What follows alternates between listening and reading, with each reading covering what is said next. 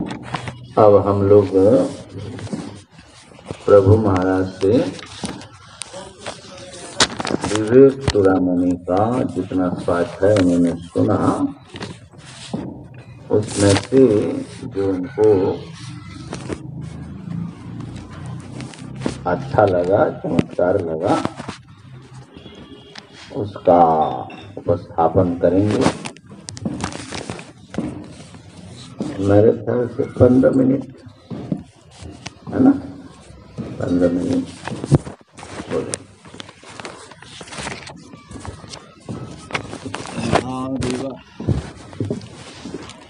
नमामि शमीशान निर्वाणरूपं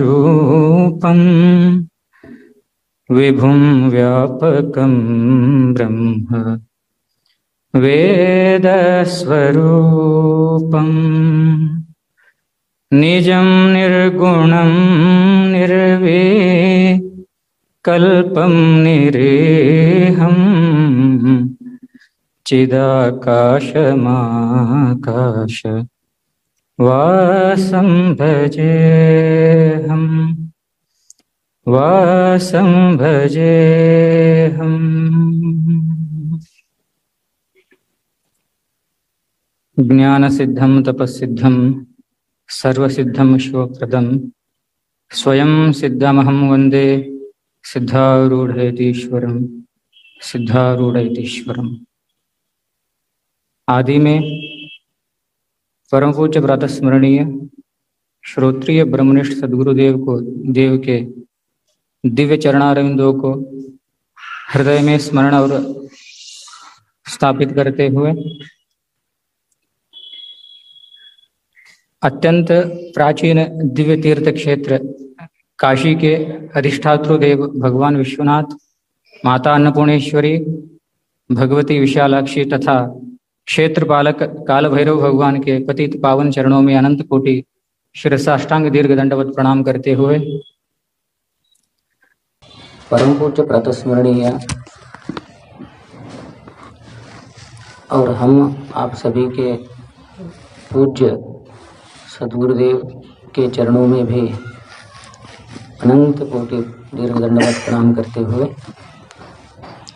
और मेरे सभी साधक मित्र वर्ग और दूर बैठकर स्वाध्याय में रत रहे हुए करीबन 1.5 साल से इस अद्भुत ग्रंथ का जो प्रत्यक्ष अप्रत्यक्ष रूप से श्रोतृ बने हैं, आप सभी को भी मेरा अनंत प्रणाम। महास्वामी जी का बड़ा कृपा है कि वो दीर्घ काल तक गंभीर ग्रंथ को बहुत सुगम से हमारे हृदयंगम किए हैं। तो हम लोग विवेक चूड़ामणि का सिंहावलोकन कर रहे थे। संपन्न हुआ ग्रंथ जितना हम समझ सके हैं, जितना अनुभव में आया है, वो 2 शब्दों में कहने का चेष्टा करेंगे। ये ग्रंथ अपने आप में ही एक अद्भुत है। जब ग्रंथ का शुरुआत ही होता है तो ऐसा भरोसा देता है कि जो इसके शरण में आएगा वो धन्य हो जाएगा, क्योंकि ये बहुत दुर्लभ है ऐसा सद्गुरुदेव मिलना, ऐसा शास्त्र मिलना, ऐसा संगति मिलना। ये सभी जिस एक होने से मिलता है वो एक मनुष्य जन्म है। इस मनुष्य जन्म को लेकर हम सद्गुरुदेव के चरण में बैठ के यह श्रवण कर रहे हैं, इसलिए भाष्यकार ने कहा कि दुर्लभ है ये सब कुछ। और एक मुझे भीतर जाएंगे एक श्लोक ऐसा हृदय को स्पर्श किया है। वदन्तु शास्त्राणि यजन्तु देवान् कुर्वन्तु कर्माणि भजन्तु देवता ब्रह्मात्मैक्य बोधेन विना विमुक्ति न सिद्ध्यति ब्रह्म शतांतरेपि। ये श्लोक ऐसा छूता है, अगर हम इसके तरफ अपना चित्त को देंगे तो हृदय को बहुत बड़ा गहरा चोट करता है कहीं, क्योंकि हम लोग जो आज तक हम पकड़ के बैठे हैं इसके ऊपर ऐसा आघात करता है यह श्लोक तो भाष्यकार भगवान का ऐसा अद्भुत दृष्टिकोण और इतना कल्याणकारी हृदय है, इससे पता चलता है। क्योंकि ये क्या करता है, हमारे पूर्व आग्रह को जो हम अब तक मान के बैठे हैं कि मैं करूँगा, करके ही धन्य होऊंगा, करने से ही कुछ प्राप्त होगा, ठीक है, करना है, साथ को ले चलना, उसको भी ले जाना है। परंतु जो सद्गुरुदेव के चरण में बैठकर ब्रह्म आत्म बोध न प्राप्त किया हो, वो कुछ भी करे धन्य नहीं हो सकता है। ये निर्णय है यह ग्रंथ का, आचार्य भगवान का ये निर्णय है। क्योंकि वो आगे भी कहे हैं, न योगे न सांख्य न, सभी को ले आए हैं, बस केवल कर्म उसको ही वहाँ तक सीमित नहीं है। योग सांख्य सभी को लेकर के इससे कुछ भी नहीं होगा। कितने भी साल तक पढ़े, जन्म जन्म दे, केवल बुद्धि का विलास ही होगा, केवल बुद्धि का विलास ही होगा, उससे कुछ भी नहीं हो सकता है। क्योंकि वाक नहीं, एक चित्त शुद्धि के साधन है गुरुदेव, ठीक है, हाँ, मुक्ति ब्रह्म आत्मा और जीवात्मा ब्रह्मात्मा की बोध नहीं होगा उससे, ब्रह्मात्मा के बोध के बिना मुक्ति नहीं होगी, नहीं होगी। नहीं, इसको हम ये नहीं कह रहे कि त्याज्य है, परंतु धन्य करने वाला नहीं है, ये मुख्य है। इसलिए हाँ, ये अभी इसके तरफ खींचने का एक मूल कारण है ये श्लोक। तो इससे क्या होगा, आज जो साधक है, ब्रह्म जिज्ञासु है, उसके अंदर एक कहीं ऊर्जा का उसको अनुभव होगा, कहीं एक स्थान है, मुझे उसको प्राप्त करना है, उसके लिए सब कुछ छोड़ना पड़े तो भी कुछ हर्जा नहीं है। ये शास्त्र, ये लौकिक चीज़ तो बहुत छोटी बात है। क्योंकि सोहम महाराज जी ने परसों एक संकेत किया है, जो शिष्य गुरु के सामने बैठकर प्रश्न किया है, 7 प्रश्न किया है, उसमें अंतिम प्रश्न है, इसका विवेक कैसा करे, बंध क्या है, यह कैसा हुआ है, ये किसमें प्रतिष्ठित है, मोक्ष क्या है, आत्मा क्या है, परमात्मा क्या है, इसके अंतिम प्रश्न है कि इसका विवेक कैसा करे। ये प्रश्न ये सूचित करता है कि ये जो सामने बैठा है साधक, ये कोई साधारण साधक नहीं है, ये बहुत उपासना करके आया है पूर्व जन्मों में, अत्यंत पुण्य है, उससे चित्त शुद्ध हुआ है, और ये गुरुजनों से जगत के बारे में, परमात्मा के बारे में कुछ संस्कार पड़ा है। यही साधक ऐसा प्रश्न कर सकता है कि गुरुदेव, मैं इसका विवेक कैसा करूं, इससे बाहर कैसा आऊं, इसका अनुभव कैसा करूं। तो ये सिद्ध होता है कि एक हमें ऐसा कुछ सत्ता का कहीं पर हमें चित्त में है कि मैं उसको प्राप्त करूं, ये मुमुक्षुता उसके अंदर है। तो इस मुमुक्षुता को लेकर के ग्रंथ आगे बढ़ता है। तो आचार्य भगवान ने यहाँ पर माया का एक, क्योंकि प्रतिबंधक वही है, प्रतिबंधक मूल अविद्या ही है, उस अविद्या को आचार्य भगवान ने बहुत स्पष्ट रूप से कहा है कि जो अव्यक्त नाम रूप वाली त्रिगुणात्मिका अनादि अविद्या वही माया है। तो यहाँ और एक आश्चर्य करने वाला बात ये कि इस ग्रंथ में ऐसा लगा कि हम लोग अब तक समझ के बैठे थे कि भक्ति कुछ अलग है और स्वाध्याय कुछ अलग है। भक्ति हम लोग समझते हैं कि कोई मूर्ति है, उसमें देव बुद्धि करते हुए उसके आराध्य, वो अपने आराध्य हैं, उसी में ही डूब के नाम जप हो, कीर्तन हो, भजन हो इत्यादि करना, यही भक्ति है। एक स्तर का भक्ति है। परंतु यहाँ पर भगवान भाष्यकार का दृष्टिकोण कुछ अलग है। भक्ति वो श्रवणात्मिका है, मननात्मिका है, वो स्वाध्याय निधिध्यासनात्मिका भक्ति है। इसलिए यहाँ पर भक्ति क्या भगवान भाष्यकार ने स्पष्ट रूप से कहा है, भक्ति स्वस्वरूपानुसंधानम है, केवल स्वरूप का अनुसंधान ही भक्ति है। इससे अन्य कुछ करेंगे तो इस ग्रंथ में प्रतिपादित विषय का प्राप्ति नहीं होगा। कुछ प्राप्त होगा, व्यर्थ नहीं होगा, परंतु जो ग्रंथ प्रतिपादित वस्तु है उसका प्राप्ति नहीं हो सकता है। ये अच्छा लगा। और मेरा तो स्वाध्याय थोड़ा दूर से प्रारंभ हुआ है। प्रमाद है ना, प्रमाद नहीं छोड़ता है आदमी को कभी भी। आगे आने वाला प्रमाद हमें पहले ही पकड़ के बैठा था। चल रहा था पाठ, परंतु दूसरे के कुछ कारण से पाठ सुन नहीं पाए थे। परंतु अच्छा हुआ, वासना से श्रवण करने के लिए मिला, वासना से श्रवण किए थे हम। वासना एक साधक के भीतर ऐसा दोष है कि वो छूटता नहीं है जल्दी। वो भीतर ऐसा घर बना के बैठा है कि वो साधक अपनी पुरानी गिराकी को छोड़ना नहीं चाहता है। सामने गुरुदेव बैठे हैं, सुना रहे हैं, ये ठीक नहीं है वासना। लोक वासना है, शास्त्र वासना है, देह वासना है। ये तीनों अपने सत्य वस्तु को प्राप्त करने में सबसे बड़ा प्रतिबंधक है। परंतु कहीं ना कहीं हम अटक जाते ही हैं। ये कैसा माया का लीला है पता नहीं।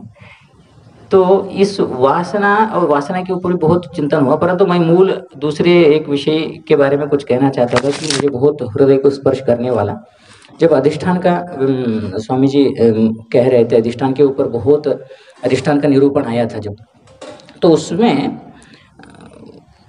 एक इस जगत के सत्ता के बारे में विचार चल रहा था। जगत का स्वभाव कैसा है, ये बहुत हृदय को स्पर्श करने वाला विषय था। जगत का स्वभाव कैसा है, ये जो हम प्रतीयमान जगत है, वो जो प्रश्न किया था शिष्य, ये जो प्रतीयमान जगत है ये कैसा है? ये प्रति क्षण बदलने वाला है, अस्थिर है, स्थिर नहीं है। तो बदलाहट कैसा है? बदलाहट एक नियम युक्त है, ऐसा है अनर्गल बदलाहट नहीं है। वो एक नियम से यह जगत में जो कुछ भी घटता है, अणु से लेकर के महत तक जो कुछ भी घटता है, वो एक नियम से युक्त ही है। अनियमित कुछ भी यहाँ पर नहीं घटता है। ये एक जब श्रवण कर रहे थे तो ये हृदय को बहुत स्पर्श किया था। और एक बात आया था कि यह बदलाहट कैसा है, एक उद्देश्यपूर्ण है, अर्थात पर्पसफुल है, कुछ पर्पस है। कोई भी कार्य घट रहा है इस जगत में और हमारे साथ हम भी इसी के भागी है, तो वो एक उद्देश्यपूर्ण से वो इस जगत में चल रहा है, प्रपंच में। ये कहाँ चल रहा है? ये इसका मूल अधिष्ठान सत्य वस्तु के ऊपर ही ये चल रहा है। एतत् तृतीयम दृष्टम, ऐसा वो भाष्यकार का एक वाक्य है। ये जैसे कि उसमें रज्जु सर्पादि एक दृष्टांत दिया है, वहाँ पर रज्जु में सर्प प्रतीत हो रहा है और सर्प से भयकंपनादि इत्यादि जो मल है, विक्षेप है, आवरण है, ये सभी प्रतीत हो रहा है। वैसे होने का मूल कारण तो अधिष्ठान है। अधिष्ठान में न होते हुए भी तीनों काल में नहीं है वो सर्प, परंतु प्रतीत हो रहा है। ये भ्रम है, ये अध्यास है, ये बंधन का मूल कारण है। तो इसको बाद ही क्या है यहाँ पर? मोक्ष है। तीनों काल में सर्प उसमें नहीं है। परसों जब सोहम महाराज जी कह रहे थे तो बहुत सुंदर तरीके से इसको बढ़िया समझाया था। हम लोग बाद कहते हैं तो ठीक है, बाद जैसे वो दृष्टांत भी दिए थे, जब पेड़ का दृष्टांत दिए थे, पेड़ को पूरा हटा ही देते हैं, पेड़ कुछ बचता ही नहीं है हमारे लिए। परंतु वैसा नहीं है। बाद जो है वस्तु रहता है, वस्तु में जो सत्यत्व बुद्धि है उसका बाद हो जाता है। वस्तु यथावत है, वस्तु को बाध करना आवश्यक नहीं है। वस्तु में हमारा जो सत्यत्व बुद्धि है उसको बाध करना है। रज्जु तो है, रज्जु में जो सर्पत्व बुद्धि है हमारी, उससे ही तो हमें दुख हुआ है, उसका बाध करना बहुत ही आवश्यक होता है। इसलिए यहाँ बोध के लिए एक स्वामी जी जब एक ज्ञान के प्रसंग चल रहा था तो उस समय में भी स्वामी जी ये कहे थे कि जब यहाँ निश्चय हो जाता है कि सर्प, रज्जु में सर्प नहीं है और मुझ में अर्थात आत्मसत्ता में तीनों काल में यह जगत, यह अधिष्ठान नहीं है, ऐसा जब बोध होता है तो उस जीवन मुक्त महापुरुष की स्थिति कैसी होती है? एक मूल था। जीवन मुक्त महापुरुष की स्थिति वो एक नट के समान होती है, वो होते हुए भी नहीं होती है उसके भीतर।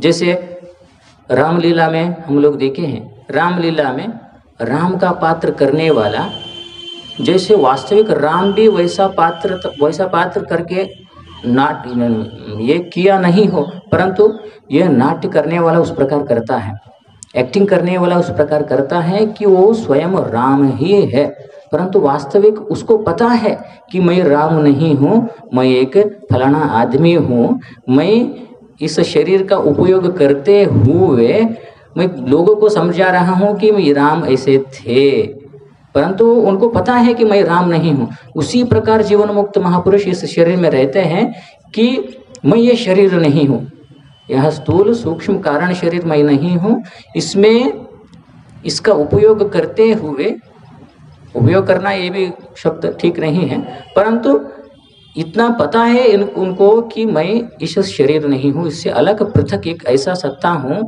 वो सत्ता वो मेरा वास्तविक सत्ता है, वो सत्ता मेरा स्वभाव ही है, वो अस्वभाव नहीं है, वो सत्ता मेरा स्वभाव ही है। स्वामी जी ये एक वो नट के बारे में 2-3 बार इसको बहुत स्ट्रेस दे के बताए थे कि वो जीवन मुक्त का जब प्रसंग चल रहा था तो उस समय में ये कहे थे।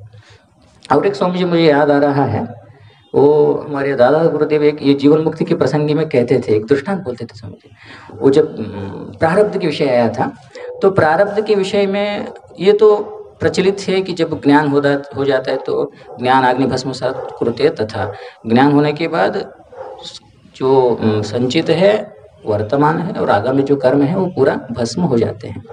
तो इसके लिए एक दृष्टांत बताते थे वो, एक 2 मिनट लेता हूँ समझे। एक गृहस्थ था, बड़ा साहूकार था, तो गृहस्थ को 3 शादी हो गया था। वो तो 3 शादी हो गया तो 3 पत्नियां थे, तीनों पत्नियों को एक बिल्डिंग में ठहरा दिया था।